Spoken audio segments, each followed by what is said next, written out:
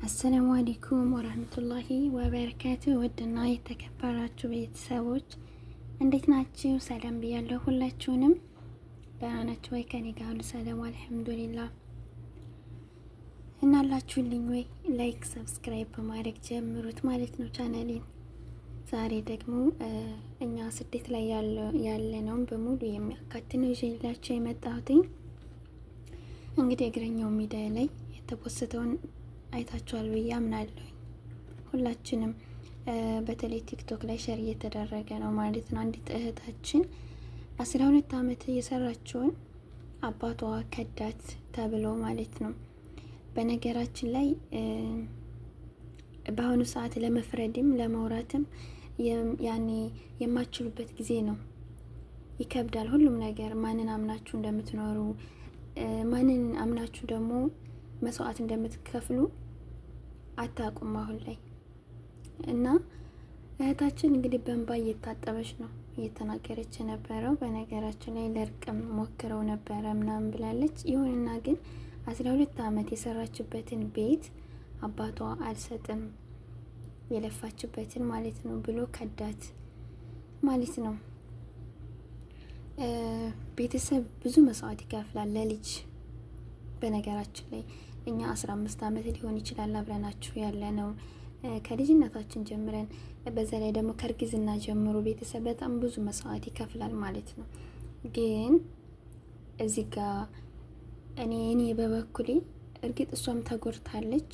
አባቷን ግን ምንም ቢሆን ዱንያ ነውና ቤት ሊፈርስም ይችላል። ምናልባት አንድ ቀን ማድረንበት ነገ ደግሞ ልናጣው እንችላለን። እኛም ደግሞ ልንሄድ እንችላለን እስከ መጨረሻው። ይሄ የዱንያ ቤት ነውና ምናልባት እሷም እርሜዋም ስለሄደ ሊሆን ይችላል። መውለድ አስባ አለይ ብላ ራሷን አመሻሽታ በአባቴ ስም ነው ማንም አይከዳኝም ብላ ዘንታ ሊሆን ይችላል ሄዳ ልቧ የተሰበረው ማለት ነው። ሲቀጥል አባቷ ሚዲያ ላይ ባታወጣው ደስ ይለኝ ነበረ እንደኔ። ይሄ ችግሩን ገድፌ ሳይሆን ምንም ቢሆን ምንም አባት ነው በሚለው ማለት ነው። ምንም ቢሆን ያኔ ህመሙ ያለበት ሰው ነው የሚገባው። በነገራችን ላይ ግን ደግሞ አባት ነው እና በአባትና በእናት መካከል ሌላ ሰው ባይገባ። ሲቀጥል ደግሞ በጣም ከከፋ እንደዚህ በሶሻል ሚዲያ ሳይሆን ቤተሰብ ቢያናግር እዛው በዛው ያኔ ቢነጋገሩ ሀሪፍ ይመስለኛል እንደኔ ማለት ነው። ሲቀጥል ወላሂ እኛ ስደት ላይ ስንኖር የኛ እድል በጣም ነው የሚያሳዝነው። በነገራችን ላይ እዚህ ጋር በልጅነታችን ወተን ጉልበታችን ይበዘበዛል።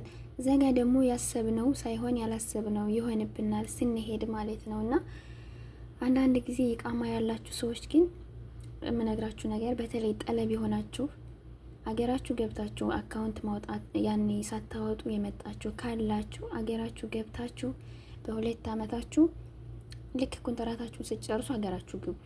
አለቀ። ከዛ በኋላ ገንዘብም ካላችሁ ቦታ መግዛት ካለባችሁ በስማችሁ ቦታችሁ መግዛት፣ ቤትም መግዛት ካለባችሁ ቤታችሁ መግዛት፣ እንዲሁም ደግሞ በቃ በራሳችሁ ስም የምታደርጉትን ነገር ማድረግ ያለባችሁ። በቃ ከዛ በኋላ ማንም ጋር ያጋጫችሁ። የወደደ ይቀርባችኋል፣ ያልወደደ ደግሞ የጠላ ሰው ደግሞ ይርቃችኋል። አለቀ። እንደዚህ ነው ማድረግ ያለባችሁ። ገንዘቤን በከሌ ስም ነው ያደረኩት በከሌ ስም። አላህ ይጠብቅ። ብዙ ሰው አሁን እየተበላ ነው ያለው ማለት ነው። በወንድምማ ማውራት አይቻልም፣ በወንድም ማለት ነው።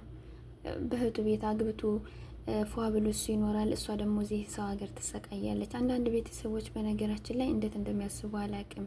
እርግጥ ለፍተው ነው ያሳደጉን። ሁላችንም ዝም ብሎ ያደገ የለም፣ ይገባኛል ስለ ቤተሰብ። ግን ደግሞ ትንሽ መተሳሰብ ቢኖር ደስ ይላል ሀቂቀትን ማለት ነው። እና 12 ዓመት ቀላል አይደለም። እሷም ደግሞ እርሜዋን አስባ ሊሆን ይችላል። ሴት ልጅ መውለድ ትፈልጋለች፣ ትዳር ትፈልጋለች፣ ጊዜዋን በስርዓት ማሳለፍ ትፈልጋለች፣ ቀሪ ዘመኗን መደሰት ትፈልጋለች።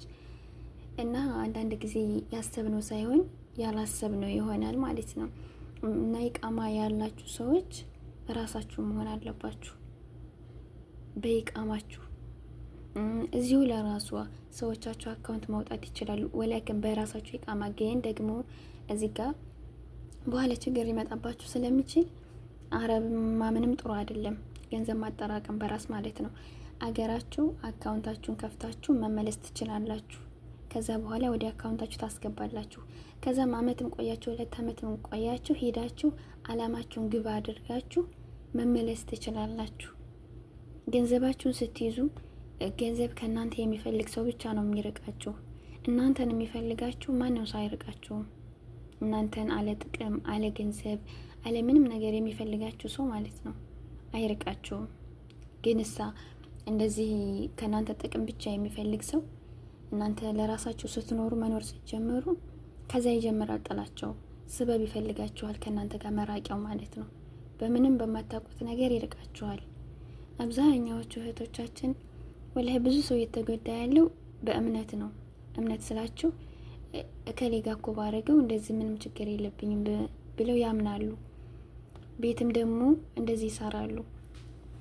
እኔ ጋር እዚህ የኖርኩ ማነው እዚህ ስራ የገባሁበት ቤት 25 አመት አላህ ያሳያችሁ። አንዲት ሴት 25 አመት የተቀመጠችው እዚህ እኔ ኢንዶኔሺያና ፊሊፒን ይመስለኝ ነበረ እንደዚህ በጣም ብዙ አመት የሚቆየው። እንደ መጀመሪያ ነው በነገራችን ላይ እንደዚህ ስሰማ እና ሴትየዋ ስትነግረኝ እርግጥን ያላገኘኋትም ሴትየዋ ጋር ለራሱ ያወራሉ በስልክ ምናምን አውርታኛለች። ሴትየዋ ስትነግረኝ ከኔ ጋር የቆየችው 25 አመት ነው። ሳውዲ አረቢያ ግን የመጣችው ከመጣች በማነው 30 አመቷ ነው አለችኝ። በጣም ነው የተገረምኩት። የሚገርማችሁ ያቺ እህታችን ቤተሰብ የላትም። በልጅነቷ ነው ቤተሰቦቿ የሞቱት። አንድ ፍሬ ናት ከእናትና ከአባቷ። አባቷ ግን ከሌላ ወልዷል። ሆኖም ግን አርፈዋል ሁለቱም ማለት ነው። አላህ ይዘንላቸውና ከዛም በኋላ ያደገችው ከአክስቷ ጋር ነው። አክስቷ ጋር ደግሞ በጣም ብዙ መከራ ስላሳለፈች አገር የሚባለውን ነገር ማየት አትፈልግም። በሰዓቱ በጣም ነው የሚያስጠላት። ለምንድን ነው ታዲያ ሂጃ ያላልሻት? እንድታገባ እንኳን አታደርጊያትም እንዴ? ለምንድን ነው ልጅነቷን ያንቺን ልጆች እኔ ሴትዮዋን ጠይቂያት ማለት ነው። ያንቺን ልጆቿን አሳድጋላታለች። ተምረው ይሄው ውጤት ይዘው ማሻአላህ አለይሁም። አንደኛው ዶክተር ነው ማለት ነው። ስራውን በስርዓት ይሰራል። ሁለቱም እየሰሩ ነው፣ ስራ አላቸው። አንደኛው ውጭ ነው ያለው ሌላ ቦታ እና እነዚህን ሁላ ልጆቿን አሳድጋ ያኔ ውጤት አስያዘቻቸው እና እርሜዋን እንደዛ አርጋ ሲጨርስ ለምን ሴትዮዋ እንደዛ ችግር የለባትም እና ታወራችኋለች የችግሯን ምናምን እንደ ሌላዋ መዳም የሆነ ፊቷን የምትነሳ ምናምን አይደለችም። ለዚህም ነው ያኔ የጠየኳት ስላት ወላሂ አገሯ መሄድ አትፈልግም። አንደኛ የቃማም ስለሌላት እንደዚህ ነው የምትለኛለች። አልሙሂም ወደ መጨረሻው ልገባላችሁ የፈለኩትኝ ቤት በአባቷ ልጅ በእህቷ ማለት ነው በእናቷ ማትገናኛት ትሰራለች። ኮምቦልቻ ማለት ነው የወሎ ልጅ ኮምቦልቻ ናት። ከዛ ትሰራና እህቷ ታገባለች። ይቺ ልጅ ትዳርም የላት ምንም የላት 30 አመት ሙሉ ቢያንስ እሰቡት። በ15 አመቷ እንኳን ብትመጣ እዚህ ሀገር ስንት አመት እንደሚሆናት 45 አመት ማለት ነው። ማግባትም አትፈልግም። አሁን ያኔ በቃ ህይወቷ ወላሂ የሚያሳዝን ነው። በልጅነቷ እናትም አባትም የላት እና ከዛ ቤቷን ሰሩላት። በጣም ቆንጆ ቤት ሰሩላት። ከዛም በኋላ እህት ከባሏ ጋር ምን ታደርጋለች? እዛ ቤት ቁጭ ትላለች።